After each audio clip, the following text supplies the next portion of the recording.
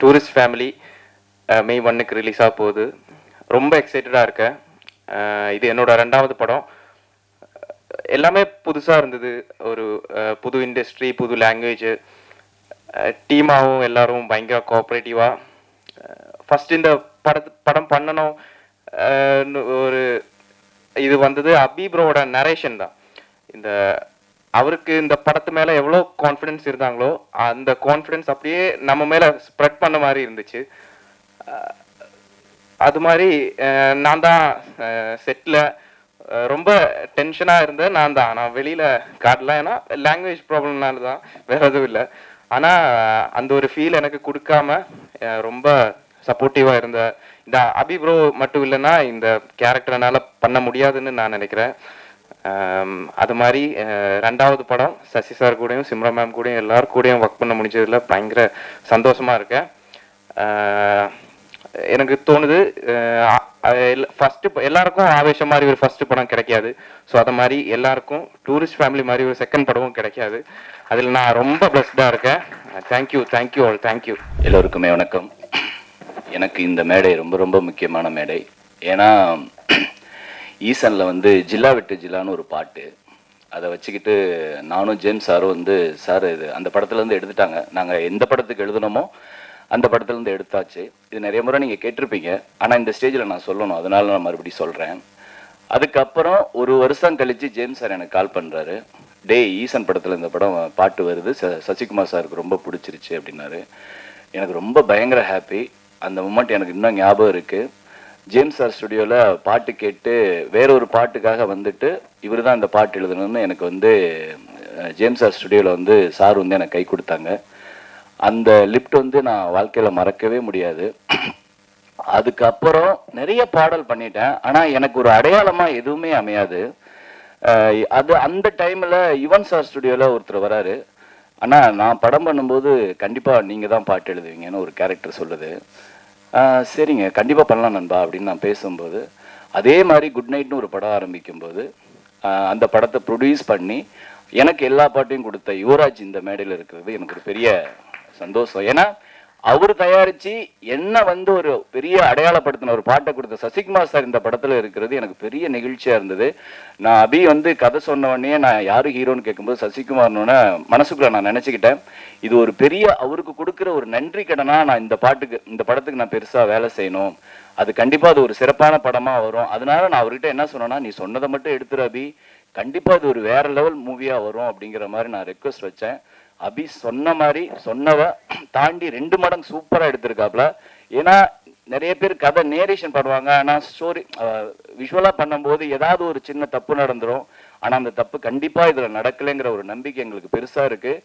அதுக்கு வந்து அபிக்கு பெரிய நன்றி. ஏன்னா எல்லாம் ஒரு ப்ராஜெக்ட் நல்லா வரும்போது தான் அது ஒரு ஹாப்பியாக நம்ம வந்து செலிப்ரேட் பண்ண முடியும். ஸோ அது இயக்குனருக்கு நான் பெரிய நன்றி சொல்கிறேன். சின்ன பையன்தான், ஆனால் கண்டிப்பாக அது ஒரு பெரிய இயக்குனராக வரப்போகிறாரு. ஸோ சசிகுமார் சார் இதில் இருக்கிறதுல எங்களுக்கு பெரிய ஹாப்பி. அது எனக்கு தனிப்பட்ட முறையில் பயங்கர ஹாப்பி. அதே மாதிரி யுவராஜோட இன்னொரு ப்ரொடியூசர்ஸ் மகேஷ், அப்போ அவர் வந்து ஒரு முறை குட் நைட்டுக்கு ஒர்க் பண்ணும்போது என்னை பார்த்துட்டு 3 பாட்டு முடிச்சிட்டோம் அப்போன்ட்டு, ஆனால் நீங்கள் என்னென்ன பாட்டு பண்ணியிருக்கீங்க அப்படின்னு. அவருக்கு வந்து என்னென்னா இதில் தான் ஃபஸ்ட்டு ஆரம்பிக்கிறோன்னு நினச்சிட்டு இருக்காரு. நான் அதுக்கப்புறம் பாட்டு லிஸ்ட்லாம் சொன்னோன்னா, ஓ இத்தனை பாட்டு எழுதியிருக்கீங்களா அப்படின்னு ஒரு சப்போர்ட்டாக இருந்தார். என்னதான் யுவராஜ் முடிவு எடுத்தாலும் அதுக்கு வந்து ரொம்ப உடந்தையாக இருந்து சப்போர்ட் பண்ண மகேஷ்க்கு நான் ஒரு பெரிய நன்றி சொல்கிறேன். அடுத்தது ஷாண்டோல்டன். நான் வந்து அவர் மொட்டை மாடியில் ஒரு பாட்டு பாடுவார், அந்த யூடியூப்ல வந்து பயங்கர வைரல். நான் அது பயங்கர ஃபேன். இவரோட எப்படா வேலை செய்வோம், இந்த மாதிரி ஒரு கம்போசருக்குலாம் நம்ம கண்ணிலே படமாட்டேங்கிறோமே அப்படிங்கிற ஒரு ஏக்கம் எனக்கு இருந்தது.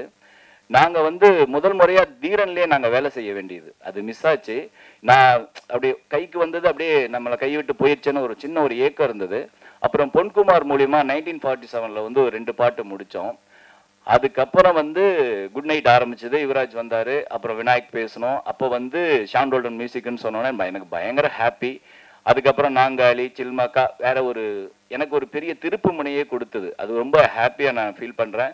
ஷாண்டோல்டன் ஐயா வந்து அவரோட வேலை செய்கிறதே வந்து பயங்கர ஹாப்பியாக இருக்கும். நான் வந்து நாங்கள் செய்கிற பாட்டு வந்து பாட்டை முடிச்சுட்டு பேசுகிற விஷயங்கள் அவரை நான் வந்து அதிகமாக ரசித்தது. அவரோட ஸ்பேச்சுக்கு வந்து நான் பயங்கர ஃபேன். அவ்வளோ விஷயங்களை நான் கேதர் பண்ணியிருக்கேன். நான் எப்பயுமே அவர் என்ன பேசினாலும் ஐயா பாட்டு அப்புறம் எழுதிக்கலாம், நாங்கள் முதல்ல பேசுங்க அப்படிங்கிற மாதிரி அவர் அந்த மூடுக்கு ஒரு எப்படி ஒரு 1 hour பேசிட்டு அதுக்கப்புறம் தான் பாட்டில் உட்காருவோம். சில நேரம் பாட்டு முடிச்சுட்டு உட்காந்து பேசுவோம். எனக்கு அந்த பேச்சு வந்து சில நேரம் வந்து என்னால் போக முடியாது கம்போசிங்க்கு. அது மிஸ் ஆகும்போது நான் வந்து கம்போசிங் கூட எனக்கு ஃபீலாக இருக்காது. ஐயா பேசுகிற டைமை நான் மிஸ் பண்ணிட்டேன் அப்படிங்கிறது தான் அடிக்கடி நான் சொல்லியிருக்கேன். ரொம்ப ரொம்ப ஹாப்பியாக இருக்குது. இந்த $1 million இது ஒரு ஹேட்ரிக் படமாக கண்டிப்பாக அமையும். குட் நைட் லவ்வருக்கு நீங்கள் பெரிய ஆதரவு கொடுத்தீங்க. கண்டிப்பாக டூரிஸ்ட் ஃபேமிலி உங்களுக்கு படம் வர்றதுக்கு முன்னாடி நிறைய டாக் இருக்குது. அதே மாதிரி வந்ததுக்கு அப்புறம் ஒரு பெரிய பேச்சை உருவாக்குங்கிற ஒரு நம்பிக்கை இருக்குது. கண்டிப்பாக இந்த படத்தை தயாரித்த யுவராஜ் மகேஷுக்கு பெரிய நன்றிகள். எல்லாருக்கும் ஒரு நினைவு படமாக கண்டிப்பாக இது இருக்குங்கிற ஒரு பெரிய நம்பிக்கை இருக்குது. நன்றி. எல்லாருக்கும் வணக்கம். ஸோ இது 3வது படம், good night lover and tourist family எங்களோட காம்பினேஷனில். ஸோ 2 பெரிய நல்ல ஹிட் படம் கொடுத்துருந்தோம். ஸோ இதுவும் டெஃபினட்டாக ஒரு நல்ல ஒரு படமாக இருக்கும்னு நான் நம்புகிறேன். எல்லாருக்கும் வந்திருக்க எல்லாருக்கும் ரொம்ப தேங்க்ஃபுல். அண்ட் ஃபர்ஸ்ட் தேங்க்ஸ் வந்து சசிகுமார் சாருக்கு. ஸோ இவ்வளோ பெரிய டைரக்டர், அவர் ஒரு பெரிய ஒரு ஆர்டிஸ்ட்டு. ஸோ அவர் வந்து எங்களோட ப்ராஜெக்டில் வந்து சைன் ஆகி பண்ணது வந்து ரொம்ப பெரிய ஒரு கிரெடிட் எங்களுக்கு. ஸோ அதே மாதிரி எங்களோட கம்பெனியில் சார் வந்து சேர்ந்து படம் பண்ணிட்டு ஒரு ஒரு ஒரு ஹிட் ஒரு ஹிட் மூவி கொடுப்பாரு. ஸோ அதுக்கப்புறமா அடுத்து நிறைய லைனப்ஸ் வந்து எங்களோட கம்பெனியில் $1 million MRPயில் இருக்குது. ஸோ அதெல்லாம் பார்க்கும்போது சாருக்கும் வந்து இப்படி ஒரு ஒரு நல்ல கம்பெனியில் நம்மளும் வேலை பார்த்தோம் அப்படிங்கிற ஒரு ஒரு ஹாப்பினஸ்ஸே நாங்கள் டெஃபினெட்லி சாருக்கு கொடுப்போம். அண்ட் டூரிஸ்ட் ஃபேமிலியை பொறுத்த வரைக்கும் ஒரு இப்போ நான் யுவராஜோ நானோ அப்படிங்கிறது மாதிரி மட்டுமே கிடையாது. ஸோ இது வந்து டோட்லி வந்து ஒரு ஒரு டீம் எஃபர்ட் தான். இந்த டூரிஸ்ட் ஃபேமிலி எப்படி ஸ்டார்ட் ஆச்சு அப்படின்னு இருக்கும்போது வந்து நம்ம டீமில் வந்து பாலா அவர் வந்து கதை கேட்பார். கதை கேட்டு ஸோ அவருக்கு அந்த கதை ரொம்ப பிடிச்சதுக்கப்புறமா அவர் யுவராஜ் கிட்ட வந்து அந்த கதையை எடுத்து கொண்டு போனார். ஸோ எடுத்து கொண்டு போனதுக்கப்புறமா ஒன் ஃபைன் டே வந்து யுவராஜ் வந்து என்கிட்ட இப்படி ஒரு கதை கேட்டேங்க, கேட்டு பார்க்குறீங்களா அப்படின்னாரு. உடனே அபி வந்தாப்புல. அபிகிட்ட வந்து நான் ஃபஸ்ட்டு கேட்டேன், என்னடா வயசு என்னடா உனக்கு அப்படின்னு. 22 அப்போ 23 சொன்னேன்னு நினைக்கிறேன். 23 அப்படின்னா சரிடா கதை சொல்லு அப்படின்னு சொன்னோடனே ஃபர்ஸ்ட் ஹாஃப்லேயே வந்து நான் அப்படி ஒரு இன்டர்வல் பார்ட் வர சொன்னேன். அப்படி எனக்கு ஸ்டன் ஆகிட்டேன் நான். பயங்கரமாக இருக்கு இது அப்படின்னு சொல்லிட்டு பயங்கரமாக என்ஜாய் பண்ணேன். அதுக்கப்புறம் படம் முடிஞ்சதுக்கப்புறமா நான் அபிகிட்ட வந்து அவ்வளோ ஆத்மார்த்தமாக எனக்கு அபியை பிடிச்சிருந்துச்சு. ரொம்ப ரொம்ப சோல்ஃபுல்லாக இருந்தது அவனோட கதை, அவனுக்கு சொன்ன விஷயங்கள் எல்லாம். இப்போ மோகன் சார் சொன்ன மாதிரி தான் என்னன்னா அந்த படத்தையே பார்த்த மாதிரி சொல்லிடுவான். இப்போ நீங்க ட்ரெய்லர் பார்த்த எல்லாமே இவன் கதை சொல்லும் போதே அப்படியே டீட்டெயிலாக சொல்லிட்டான் எல்லாத்தையுமே. ஸோ அதில் வந்து அந்த என்ன என்ன என்ன கண்டென்ட் எவ்வளோ அழகாக அவன் சொல்லியிருந்தானோ அந்த கண்டென்ட்டை அவன் கரெக்டாக இந்த படத்தில் வந்து எடுத்து கொடுத்துருந்தான். ஸோ அதுக்கு பின்னாடி வந்து அவ்வளோ சப்போர்ட்ஸ் இருந்துச்சு. நம்ம டீமாவே இப்போ விஜய் கிரியேட்டிவ் ப்ரொடியூசர் விஜய் இருக்கிறாரு, அப்புறம் ஹரீஷ் இருக்கிறாரு, யுவராஜ், எல்லாருமே ஒரு பெரிய ஒரு டீமாக இருந்து இந்த டூரிஸ்ட் ஃபேமிலியை வந்து ஒரு பெரிய ஒரு படமாக நாங்கள் எங்களோட கம்பெனியில் வந்து கொடுத்துருக்குறோம். ஸோ இது வந்து நிஜமாக சொல்லணுன்னா நிறைய பேர் சொல்லுவாங்க ஒரு ஃபேமிலியாக எடுத்தோன்னே. நிஜமாக இந்த டூரிஸ்ட் ஃபேமிலியை வந்து நாங்கள் எல்லாருமே ஒரு ஃபேமிலியாக சேர்ந்து ஒன்றா நின்று எடுத்த படம் தான் இந்த டூரிஸ்ட் ஃபேமிலி. ஸோ May 1 இந்த டூரிஸ்ட் ஃபேமிலியை வந்து உங்கள் எல்லாருக்கும் சமர்ப்பணமாக உங்கள் ஃபேமிலிக்கு வந்து சேர்ற மாதிரி இந்த ஒரு படம் இருக்கும். ஸோ ஆஸ் யூஷுவல் ஷான் ஐயா வந்து எனக்கு எப்போவுமே வந்து அவரோட மியூசிக் பாட்டு கேட்டதுக்கு அப்புறமா எப்படி மியூசிக் பண்ணியிருக்கிறாரு, எங்கே அந்த எமோஷன்ஸாக எவ்வளோ சூப்பராக பண்ணியிருப்பாருங்கிறது உங்கள் எல்லாருக்குமே தெரியும். ஸோ அதே மாதிரி நானும் எக்ஸ்பெக்ட் பண்ணிட்டு இருந்தேன். ஸோ என்ன எப்படி வரப்போகுது அப்படின்னு சொல்லிட்டு ரீரெக்கார்டிங்காக கூட எல்லாமே சூப்பராக இருந்துச்சு. ரொம்ப 2-3 சீன்ஸ் எல்லாம் வந்து நமக்கு ரொம்ப கனெக்ட் ஆன மாதிரி ஒரு ஃபீல் இருக்கும். அது நீங்கள் படம் பார்க்கும்போது டெஃபினட்டாக அவங்க எல்லாருக்குமே அது தெரிய வரும். மோகன்ராஜ் சார் அவர் சொன்ன மாதிரி எனக்கு ஃபர்ஸ்ட் அவரை சரியாக தெரியலை. ஸோ அதுக்கப்புறம் அவர் சொன்னதுக்கப்புறம் இப்போ வந்து எல்லாம் பெரிய பெரிய ஹிட் பாடல்கள்லாம் வந்து அண்ணன் கொடுத்துட்ருக்கிறாரு. அண்ட் இதில் ஒரு குட்டி பையனை ஒருத்தன் நடிச்சிருப்பான், கமலேஷ் அப்படின்னு சொல்லிட்டு. தெறிக்க விட்டான் அந்த பையன், செம்மையாக பண்ணியிருந்தாப்புல. அவர் இன்னைக்கு வரல, பட் இட்ஸ் சூப்பர். அண்ட் மிதுனும் அதே மாதிரி தான். அவரோட கேரக்டரை வந்து ரொம்ப செட்டிலாக ரொம்ப சூப்பராக பண்ணி இந்த படத்தை வந்து உங்கள் எல்லாருக்கும் பிடிச்ச ஒரு படமாக வர்றதுக்கு இது ஒரு ஹோல் டீமை வந்து நாங்கள் எல்லாருமே சேர்ந்து ஒர்க் பண்ணியிருக்கிறோம். வெல் சப்போர்ட் பண்ணுங்க ஆஸ் யூஷுவல். அண்ட் எப்போவுமே நான் 2 மேடையில் ஏறும்போது நான் சொன்னது தான், எனக்கு குட் நைட் அண்ட் லவ்வர் இந்த மேடை அமைஞ்சதுக்கும் காரணம் குட் நைட்டோட சக்ஸஸ் தான். I'm thankful to Vinayak and Manikandan ஐயா அண்ட் அதில் ஒர்க் பண்ண எல்லாருக்குமே லவ்வராக இருக்கட்டும், எல்லாருமே இந்த சக்ஸஸ் கொடுத்தனால தான் இன்னைக்கு இது டூரிஸ்ட் ஃபேமிலியாகவும் வந்து நிற்கிது. I am super happy to C you all again. இந்த படத்துக்கும் நீங்கள் 2 படத்துக்கு என்ன சப்போர்ட் கொடுத்தீங்களோ அதே சப்போர்ட்டை கொடுப்பீங்கன்னு நம்புகிறேன். தேங்க்ஸ் டு என்டர் எங்களோட டீமுக்கு, நான் சில பேர் மறந்துருக்கலாம், எங்களோட ஒட்டுமொத்தமான டீமுக்கும் என்னோட பெரிய பெரிய நன்றிகள். Thank you so much. நீங்கள் குட் நைட் அண்ட் லவருக்கு கொடுத்த மாபெரும் வரவேற்பு மட்டும்தான் எங்களால் அடுத்த படத்தை தயாரிக்க முடிஞ்சது. ஸோ நீங்கள் இந்த வரவேற்பு கொடுத்துலன்னா ஒரு சின்ன கம்பெனியான எங்களால் அடுத்த படத்தை தயாரிச்சிருக்க முடியாது. அதுக்கு முதல்ல உங்களுக்கு எல்லாருக்குமே நன்றி சொல்லிக்கிறேன். நான் அந்த ஸ்டேஜுக்கு மட்டும் என்னோட டீம் மட்டும் அப்படியே கூப்பிட்டுக்கிறேன். பாலா, விஜயா, ஹரிஷ் எங்க?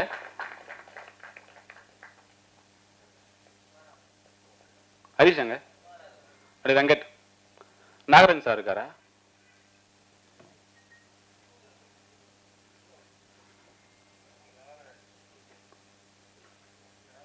வாங்க மேல வாங்க.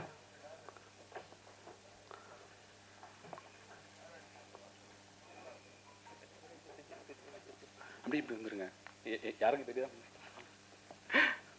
ஸோ எப்பயுமே வந்து எனக்கு ஒன்று இருக்கும், இவங்களாலனா என்னால் எந்த வேலையும் பண்ண முடியாதுன்னு தான் இருக்கும். ஏன்னா என்டையராக சொல்கிறேன், ஹரிஷ் இல்லைன்னா எக்ஸிகியூஷன் சைட்லேருந்து என்னால் எந்த வேலையும் பண்ணியிருக்க முடியாது.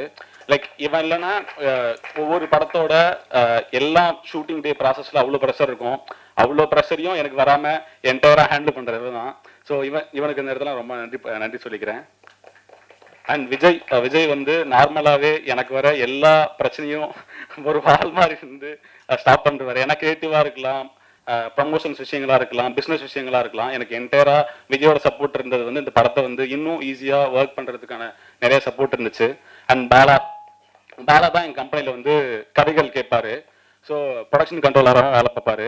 அதாவது 2 சைடும் ப்ரொடக்ஷனும் வேலை பண்ணுவார், கிரியேட்டிவாக வேலை பண்ணுவார். எனக்கு ஏதாச்சும் மேஜராக ஸ்கிரிப்டில் டவுட் இருக்குது, இல்லை எனக்கு வந்து சில கால்ஸ் எடுக்கணும்னா எனக்கு பாலாவோட செஷன்ஸ் தான் நான் பெருசாகவே எடுத்துப்பேன். பாலா வந்து எங்கள் கம்பெனியில் முக்கியமான ஒரு மெம்பர். அண்ட் வந்து நாகார்ஜுன் சார் எங்களோட மேனேஜர், அவர் தொடர்ந்து குட் நைட் அண்ட் லவர் இப்போ தொடர்ந்து வேலை பார்த்துட்டு இருக்காரு. இந்த வயசுலையும் எங்களுக்காக ரொம்ப சின்சியராக வேலை பார்த்து கொடுக்குற ஒரு மேனேஜர் அவர், ரொம்ப நன்றி சார்.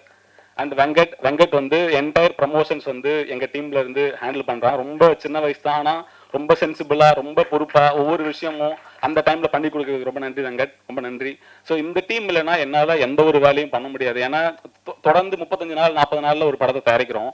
ஏன்னா சின்ன ப்ரொடக்ஷனாக ஸ்டார்ட் பண்ணும்போதும் ஒரு மாபெரும் உழைப்பு தேவைப்படுது. இவங்க இல்லைன்னா என்னால் எந்த ஒரு விஷயமும் பண்ண முடியாதுன்றது தான் எனக்கு தோணிட்டே இருக்கும். ரொம்ப நன்றி, நீங்கள் இல்லைன்னா நான் இல்லை. ஸோ நான் ரொம்ப நேரம் டைம் எடுத்துக்கல. ஸோ இங்கே இருக்கவங்க எல்லாருமே ரொம்ப முக்கியமானவங்க. அபி வந்து ஒரு 23-24 வயசு பையன். ஆக்சுவலி அவனோட ஃபர்ஸ்ட் டைம் நரேஷன் நான் கேட்கும்போதே ஒரு 5 நிமிஷம் தான். ஃபர்ஸ்ட் டைம் வந்து கதையை ஆரம்பிச்சு 5வது நிமிஷத்தில் ஒரு மொமெண்ட் வரும். அந்த மொமெண்ட் வந்ததுமே நான் முடிவு பண்ணிட்டேன், அந்த படம் நான் கண்டிப்பாக பண்ணுறேன்னு சொல்லிட்டேன். ஸோ அன்னைக்கு வந்து நான் என்ன நினச்சனோ, நான் அவங்ககிட்ட வரைக்கும் சொன்னதில்லை, நான் என்ன நினச்சனோ, அந்த படம் என்ன வரணும்னு நினச்சனோ அதை ரொம்ப அசாத்தியமாக பண்ணி முடிச்சிருக்கான். இந்த வயசில் இவ்வளோ பெரிய எஃபர்ட் நான் பார்த்ததே இல்லை. நேற்று நைட்டு ஆல்மோஸ்ட் ஒரு 2 மணி வரைக்கும் கூட ட்ரைலரில் ஒர்க் பண்ணி கொடுத்துட்டு இருந்தான். ஸோ இந்த ஏஜில் இவ்வளோ பெரிய எஃபர்ட் உழைப்பு இருக்குல்ல, அது ரொம்ப ஈஸியாக பண்ண முடியாது. ஸோ அதை பண்ணுறதுக்கான விஷயங்கள் வந்து உங்களுக்கு பெருசாக இருக்குடா, நீ பெருசாக வருவ எனக்கு தெரியும். ஏன்னா நான் உங்ககிட்ட மூஞ்சிக்கு நேராக புகழ்ந்ததில்லை, உண்மையாக சொல்கிறேன்.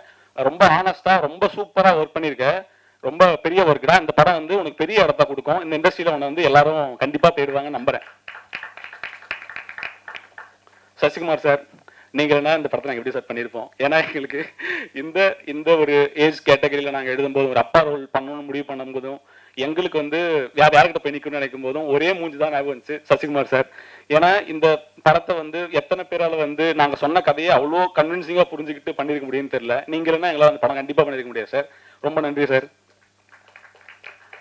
மோகன்னா, உங்களோட வரிகளுக்கு நான் பெரிய ஃபேன், எப்பயுமே நான் சொல்றது தான். ஏன்னா எனக்கு வந்து சில பேர் இல்லைன்னா படங்கள் பண்ண முடியாதுன்னு நினைப்பேன். பரத் என்னோட எடிட்டர், ஷாண்டோடன் ஐயா, மோகன் ராஜண்ணா, நீங்க இல்லைன்னா எங்களால் எப்பயுமே வேலை பண்ண முடியாது. என்ன படம் பண்ணாலும் நீங்க இருப்புன்னு நினைச்சிட்டே இருப்பேன். அண்ட் வந்து நீங்க ரொம்ப முக்கியமான ஆள்னா. அண்டு ஷாண்டோல்டன் தலைவன், நீங்க வந்து என்னால் வந்து சில மியூசிக் வந்து உங்களை எல்லாமே என்னால் நினைச்சு கூட பார்க்க முடியல தலைவா. ஏன்னா எந்த கதைகள் கேட்டாலும் ஃபர்ஸ்ட் வந்து ஷாண்டோல்டன் மியூசிக்கல்னு நான் மைண்டில் நினைச்சிட்டு மட்டும் தான் நான் வந்து கதைகளே கேட்பேன். ஸோ வந்து நீங்கள் இல்லாமல் இசையை வந்து என்னால் யோசிச்சு கூட பார்க்க முடியல. நீங்கள் நான் என்ன எதிர்பார்க்கணும் எல்லா படத்துக்கும் அதை விட பெரிய ஒர்க் தான் பண்ணி கொடுத்துருக்கீங்க. ஒரு நாங்காலியாக இருக்கட்டும், தேன் சுடராக இருக்கட்டும், இந்த படத்தில் வந்து ஒரே வானம், முகைமழை சொல்லிட்டே போகலாம். எல்லா பாட்டுக்குமே நீங்கள் போடுற எஃபர்ட், இந்த கம்பெனிக்காக நீங்கள் கொடுக்குற வந்து ஒத்துழைப்பு வந்து ரொம்ப பெருசு தலைவா. நீங்கள் இல்லைன்னா நான் கண்டிப்பாக நான் இல்லை. ரொம்ப நன்றி தலைவா. அண்ட் மகேஷ் என் பார்ட்னர் அவரு. ஸோ வந்து சில பேர் வந்து நான் 2 பேர் சேர்ந்து பண்ணும்போதே நிறைய கிரியேட்டிவ் டிஃபரன்சஸ் எல்லாம் இருக்கும்.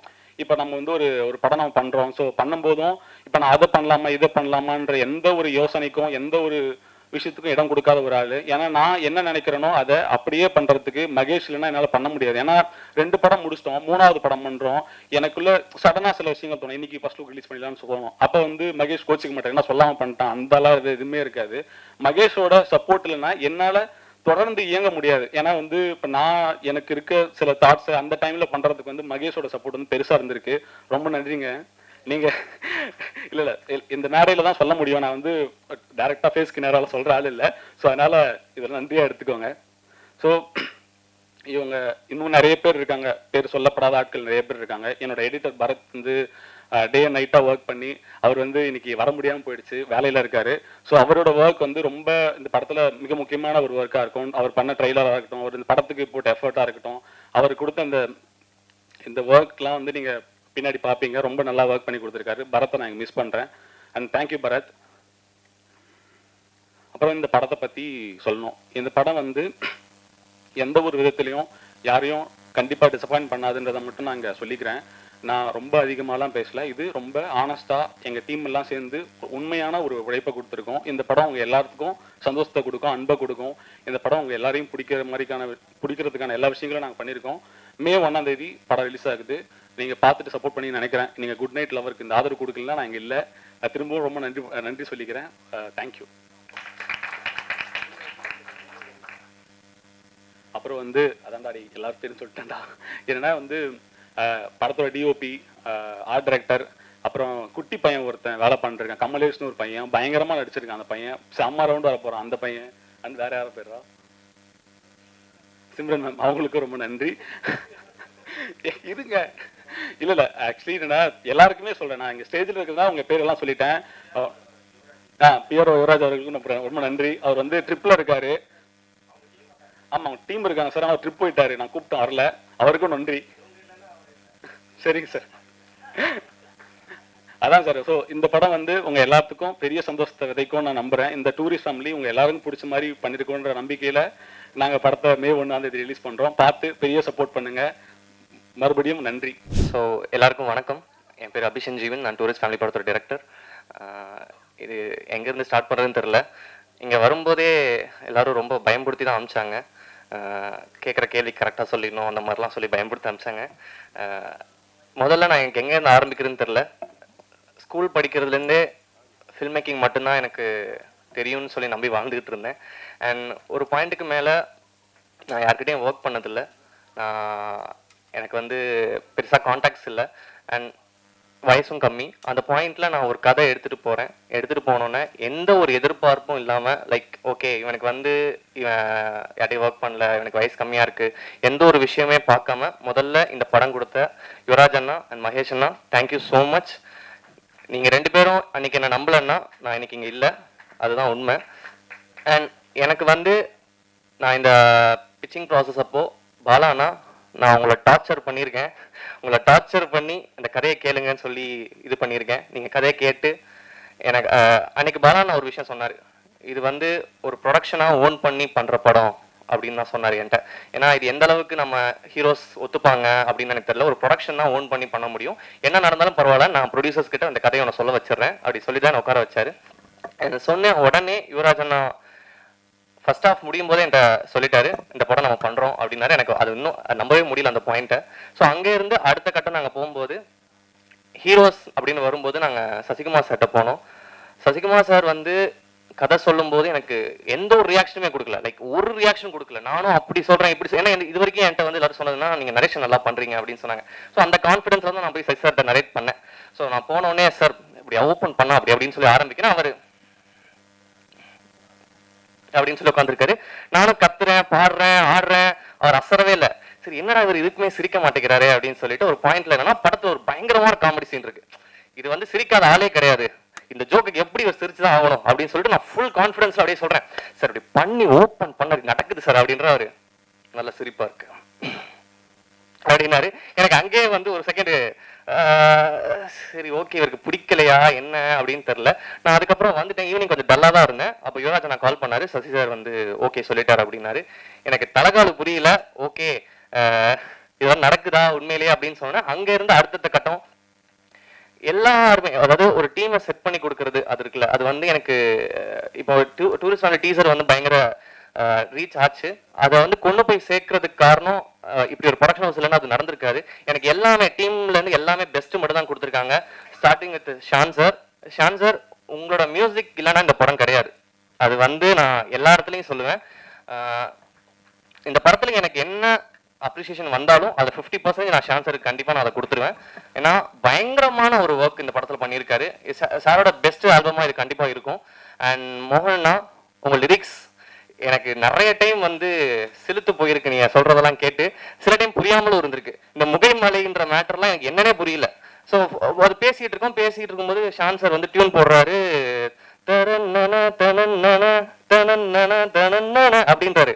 ஸோ இவங்க ரெண்டு யோசிச்சுக்கிட்டே இருக்காங்க, இதுக்கு என்ன வார்த்தை அப்படின்றாங்க. டக்குன்னு மோகன்னா ஐயா முகைமலை செம்மையா இருக்குல்ல அப்படின்னா ஷான் சார் சூப்பர் முகைமலை சூப்பர் அப்படின்றாங்க.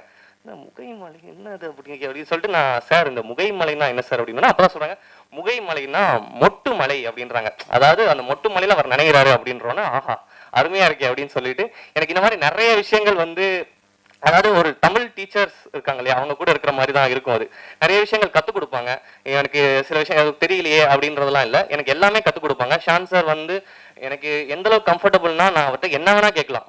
சார் இது என்ன சார் ஒண்ணுமே இது இல்லை அப்படி புரியலையே சார் அப்படின்னா கூட அவர் வந்து எனக்கு சில விஷயங்கள் படி இவ்வளவுதான் படி, அவர் வந்து இவ்வளவுக்கும் அவர் பண்ணாத அச்சீவ்மெண்ட்டே கிடையாது. அப்படி இருந்தும் நான் ஒரு டெபியூட்டன்ட் பட் ஸ்டில் அவர் வந்து என்னை வந்து ஒரு பெரிய டைரக்டர் மாதிரி தான் என்னை ட்ரீட் பண்ணுவார். ஸோ அது Shaan sir thank you, I love you so much sir.